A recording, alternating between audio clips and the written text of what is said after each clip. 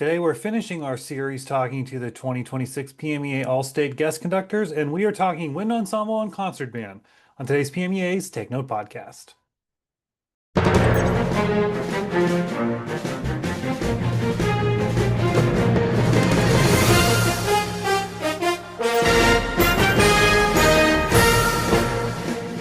Hello, everybody. Welcome to this edition of PMEA's Take Note podcast. I am Mark Despotakis, and today we are concluding our series talking to the 2026 All-State guest conductors. We're talking Wind Ensemble and Concert Band today, so a lot of band involved in today's show. So we are starting today by talking Wind Ensemble, and I'm so excited to bring in Dr. Kaitlin Bove, who will be the 2026 All-State Wind Ensemble conductor. Kaitlin, thanks for joining us.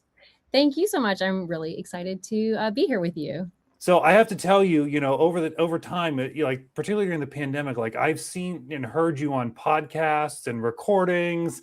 So really excited to have you be with us, and I think the students will be as well. Thank you. So tell us a little about yourself. It's easier for you to do it than for me to do it. Oh, yeah, great. So I am from California. I was born and raised here, spent about 15 years out of the state working and going to school, but I am back in California for the last 4 years living here in the San Francisco Bay Area. I was in school band as a kid. We started in 4th grade and I played the flute, and I knew by 6th grade that I wanted to be a band director. So I was about 11. Prior to then, I was one of those kids who maybe held up their instrument and pretended to play at the right time and put it down at the right time. But then by 6th grade, I really caught the band bug and I just loved it so much and never wanted to leave. So after that, all of my sort of educational choices and paths focused on music education. And I ended up, after a bachelor's degree, teaching junior high and high school music for about 7 years. At that point, doing a master's degree along the way, and then went into wind conducting for a DMA, a Doctorate of Musical Arts. And after that, I've been teaching community college since. So I've been at 2 positions, one in Washington State and one back here in California. I live in Hercules, California with my fiance, with my dog, a couple of cats. We're a big happy family there, and I am really excited to be back in Pennsylvania coming up here in a couple months to do more band stuff with y'all. Awesome. Yes. So you've done it all. I love it. I love it, from the instrument holder to now where you are today. I love it. It's a great story. So let's dive in and let's talk about the All-State Wind Ensemble. So let's start with the thing that I think everybody always wants to know first. Let's talk about the musical program. Tell us what you've selected. Yeah, so I was really hoping to bring some exciting stuff to the students over there at PMEA, maybe some things that have not been played in Pennsylvania before, or at least by an all-state group. That's always kind of my goal, is to introduce new repertoire and new voices, new composers, maybe even new ways and styles of performing music. So the set will start with Away Day by Adam Gorb. This is, I think, the oldest piece on the program, although it is not that old. But it is sort of a fun, flashy starter, which I'll have a little bit of jazz inspiration and influence to it. Adam Gorb has a really fun quote that I want to make sure I don't get wrong, but he says that musically, the piece is an homage to the great days of the Broadway musical, with irresistible brashness and irrepressible high spirit. He makes a sort of an analogy that it's like envisioning George Gershwin, Leonard Bernstein, Igor Stravinsky, and James Bond traveling together at 100 miles per hour in an open-top sports car. And that he thinks you'll get the idea if you imagine that in the music. So it's a really fun, sort of energetic way to bring the concert together at the beginning. Following that, Julie Giroux's The Ash Grove is a piece that I helped to commission, which was originally supposed to be a retirement piece for my mentor and band director at University of the Pacific, Dr. Eric Hammer. Along the way during the commissioning process, it ended up becoming his memorial piece. And so it took on a little bit of a different tone, but still very much captures his personality, his love of band, his love of trees, his love of music, and his love of people. And so I'm really excited to bring that to Pennsylvania and share more about that one at PMEA All-State Weekend. Following that, we get a little heavier with a piece called Eternal Memoir, which is a Japanese piece that is focusing sort of programmatically on the story of the Lucky Dragon 5, which was a tuna fishing vessel that was in the Pacific Ocean at the time of an atomic bomb test. It was supposed to be outside of the sort of testing radius, but it ended up inside the testing radius. And so the folks on the ship were exposed to radiation. And so it was exploring sort of that, that human element of, the pain and the suffering and the trauma that we can go through sometimes in our lives. But it ends up being a very hopeful, beautiful piece and a beautiful memoir to those people. And then I did something interesting on the program, in that following that piece is a very short fanfare by Steve Bryant called A Brighter Light, which was in a series of 3 fanfares that he wrote together. Usually we don't have sort of a piece that's that short and even fanfare-like at the end of a program or towards the end of a program, but I specifically chose it as sort of a way of sort of balancing and processing and maybe a little catharsis to balance out the weight of eternal memoir. So I hope that the students are interested and curious about that journey that's going to take us sort of in that towards the end of that final act there. And then we'll finish up with a closer that's really fun, that I'm thinking of more of in the style of an encore, maybe a little bit of Dudamel coming at you from Venezuela, coming at you from formerly California when he was working with the LA Phil, but it'll be Un Cafecito by my colleague also here on the West Coast, Dennis Yinas, who's a Cuban-American conductor and composer. And the piece Un Cafecito is about essentially taking a little shot of espresso, high sugar espresso, very sweet, and sort of that like fun, rambunctious, a little bit over caffeinated feeling that you get from it. So it's a Latin chart. It's I would say almost in the vein of an Arturo Marquez piece like Danzón No. 2, except this one is originally written for band. And so it's a really fun way to end the program. And the idea is sort of traveling through a lot of different human emotions and experiences. So I'm hoping that everybody will enjoy that. I like that. So yeah, I love the variety. You know, I always love the wind ensemble programs, but this has a pretty exceptional variety to it, especially the description there of the opening piece. I mean, that's going through my head already. So looking forward to seeing that. All right, so let's talk about the students, right? Like, what are you hoping that the students are going to get out of this experience being in the All-State Wind Ensemble?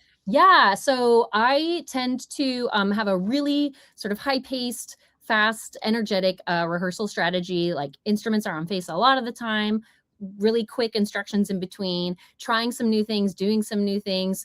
Sometimes lots of movement, lots of extra musical things in that, like, we're doing stuff in addition to the music to sort of help us to connect to other members of the band, to the music more, to sort of the expression, the style, the confidence factors. So hoping that the students are curious about that and excited to try maybe some new things that they haven't done before in a band rehearsal. The other thing that I think about with a group like this is that all of these students who are coming together in this group are all the top musicians at their school, coming from all over the state, coming from different backgrounds, different experiences, different challenges and barriers that they've had to overcome to make it to this moment. And I hope they are excited to sort of set aside sort of some of those maybe challenges that they've had to overcome, or even just like who they are in their band rooms at home with their home teachers and their home ensembles and the other students that are in their group, and exploring like what it is to be in this group together, what it is to work together as this team, and what way you can show up to effectively sort of connect in the most authentic and organic way that will help that music come to life. So I'm really excited and hope that the students are open to that as well. So now take us inside your head a little bit. Take us inside your psyche. You've done honors ensembles before, of course. What is it like for you to just kind of arrive into this situation of this ensemble that has never existed before? These students have never been together before, and then it's a couple of days. I mean, you can really like count the hours really in the rehearsal time. What is it like for you in that space? That's a great question. Well, I typically am sort of checking, like doing a vibe check, if you will, right off the bat, even when students are just warming up before we've sort of done any sort of welcome and ready to go, getting a sense of, even the kind of literature that they're practicing. Are they practicing this music? Are they practicing solo repertoire or pieces for band that I can recognize that maybe they're practicing for their home groups? Are they talking to each other? Are they smiling? What are their facial expressions? What's their posture like? And so that's giving me a little bit of an indication of sort of what the mood might be right off the bat. I also try to engage in a few early activities just to sort of, again, get a read on the comfort level of the students in the group. Are they willing to take risks? Are they a little bit more guarded? And then assessing from there, if so, where we need to go to help students to feel more comfortable and safe, hopefully taking risks early on in that rehearsal process, but definitely at least trying to peak that and build that towards the end so that we can really do some performance that feels vulnerable and raw and authentic, and that's students can sort of maybe even have some of their own cathartic processing while they're performing. Also want to give students the opportunity to have fun. I think sometimes we focus on these type of groups of being like such a serious honor, which it totally is, that I want to make sure that it also feels memorable in a way that's fun, that builds connection, that gives them a chance to like laugh and do something that's enjoyable. And so reading the room just kind of off of personalities and tastes and interests, and even trying to remember from my West Coast to East Coast, like what our slang is or how to talk and how to communicate, like that can be a little bit different too. And so making those questions answered really, really soon is usually my number one job. Love it. All right. So I love that. Yeah, you're reading the room of them. And I guarantee when they're coming in, they're reading the room of each other and reading the room of you. But so let's help them a little bit. Let's help them read the room about you a little bit. What would be the one thing you would want students to know about you before they came in and that first downbeat happens? That's a great question. Oh, it's going to be really hard to pick one thing. I'll do a more philosophical and then a more just like hard utilitarian. So the philosophical one is that I come into this process knowing that it is a collaboration. I have my own thoughts and opinions about how the music should go, and I'm going to suggest and recommend and work towards those. But I also have lots of opportunities where I want to explore with the students in the group as a collaborative collective. How do we want this music to sound? What do we feel about this moment? So sometimes there are going to be some moments of democracy, of do we want to do it this way or that way? Whose sound do we like the best as a group? And let's try to match that, whether that's the trumpets or the clarinets in a given moment. Giving the students opportunity to feel like they have some autonomy and that their lived experience up into this moment and their opinions and thoughts about the music matter. And so trying to make that opportunity and experience for all these huge giants in their own programs at home, these musical leaders, come together, and me just being that conduit to help those fantastic, all correct in their own way musical ideas help this music come to life. So that would be my first philosophical thought. My second thought is just the pencil, like the pencil on the stand, picking that pencil up every time we stop playing to either mark something that the student themselves is noticing, that I'm saying, an idea of inspiration that they got along the way, taking notes, making little corrections, tweaking the music so that we play it the best to our own abilities. And I love to hear the clatter of pencils, and I love to see pencils moving even before I've said anything, because that's showing me that these students are really invested in what we're doing and helping themselves to remember, because we have such a short time together that right off the bat from the very first rehearsal, making those reminders to themselves so they don't have to remember in their own minds all the way from the first to the last rehearsal and then into the concert. Awesome. Well, I mean, I think that is a lot there for them to digest before they see you in the Poconos, which will happen not too long from now. So we can't wait to see you in the Poconos. We can't wait to see the All-State Wind Ensemble. Kaitlin, thanks for joining us today. Thanks so much, Mark. All right, we're moving on now to talk about concert band, and with us is Dr. Jeff Gershman, who is the concert band conductor. Jeff, thanks for joining us. It is my pleasure. Thanks for having me. So let's start with the question that only you can answer the best, and that would be, tell us a little bit about yourself. Sure, I am happy to do that. So I am Dr. Jeff Gershman. This is my 29th year of teaching. I currently serve as the director of bands and the chair of the Department of Music at the College of Worcester, which is a small liberal arts college about an hour outside of Cleveland.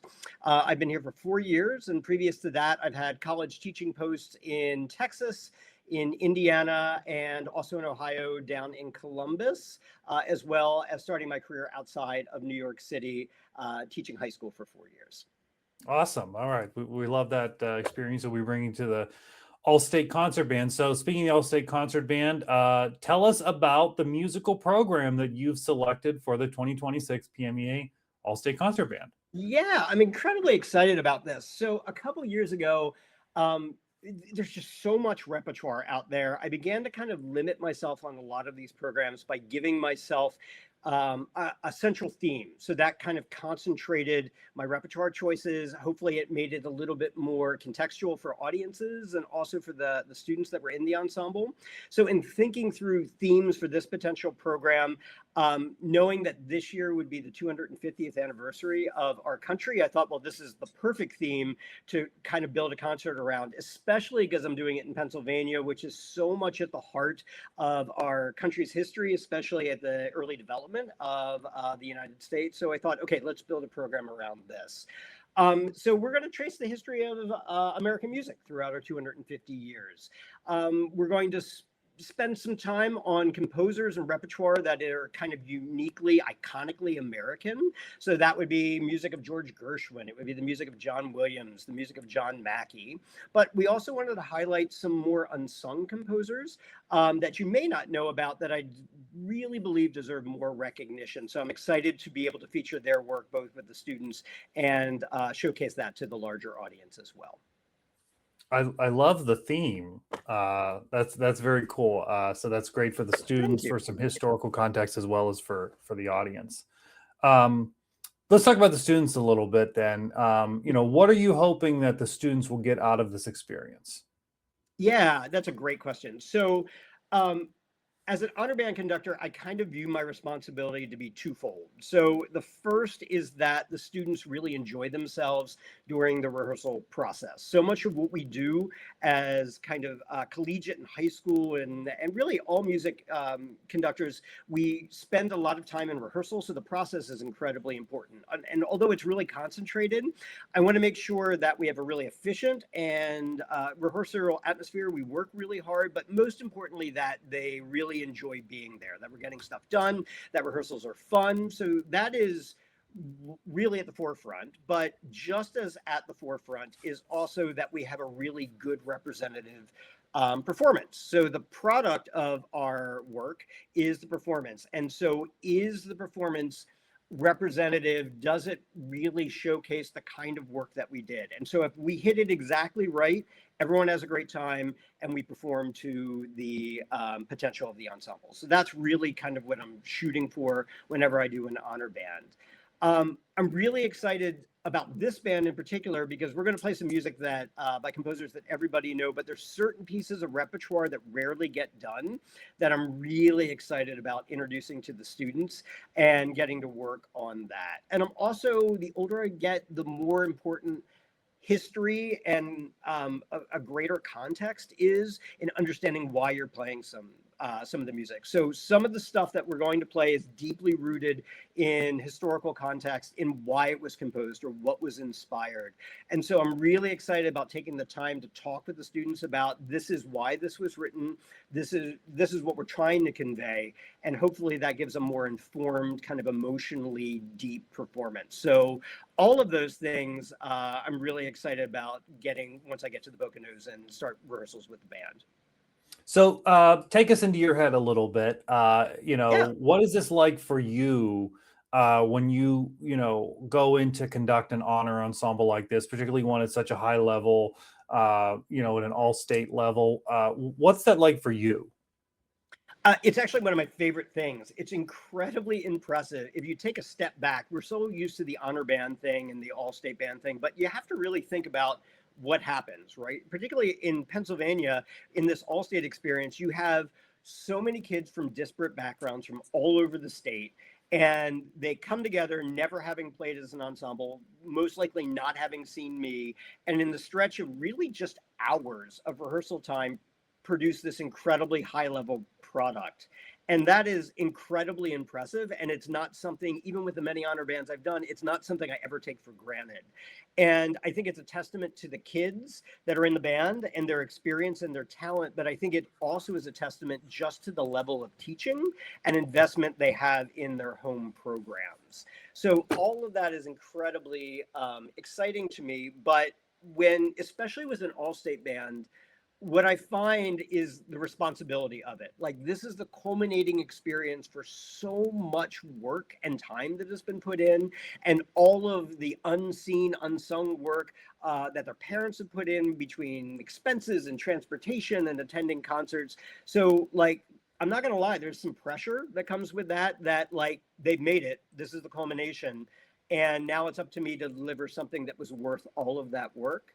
But it's something I take very seriously, and it's something I'm really excited about. And between my experience with Pennsylvania region bands, they're some of the best I've ever done. The students are some of the most engaged. So to be able to take kind of that experience I've had with some bands already in Pennsylvania, I'm humbled and incredibly excited to stand on the podium in front of these remarkable musicians in the concert band. Love that. All right. So you also mentioned in there, about how these students all come together, right, for the first time, and they've, this ensemble will only exist for this short period of time, and that many of them, most of them, don't know you, don't know much about you. So if we had to boil it down, what would be the one thing you would want students to know about you before they arrived in the Poconos? And as I always say, before that very first downbeat happens. That one, I appreciate the invitation and I'm humbled by it. I'm not sure I've even said this. I'm originally from Delaware. And I have my entire family grew up in Pennsylvania. So it's personally meaningful to me to be able to go to this state at the highest level, a state that I went to my first music camp at the Westchester University. So there's a lot of personal history. So it will be deeply meaningful to me. So they should know that. But the other thing I want them to know is that I am doing everything I possibly can to be incredibly prepared for you.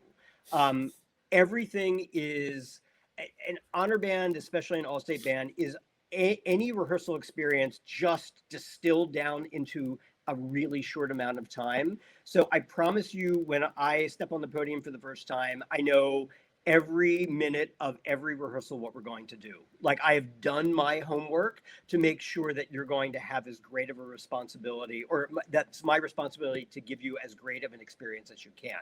But I would ask the students in my ensemble that they also kind of share in that responsibility, that they should celebrate that they're there and they've made it. But to me, that's just the beginning. Now it's time to get to work.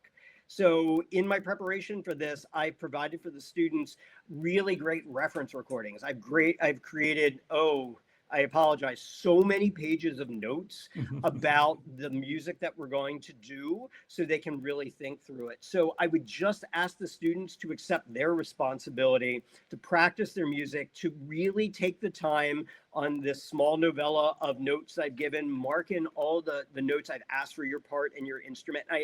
That will be worth your time, because it will mean we don't have to spend our rehearsal time in the minutia of that, and we can just spend it on making really, really powerful music.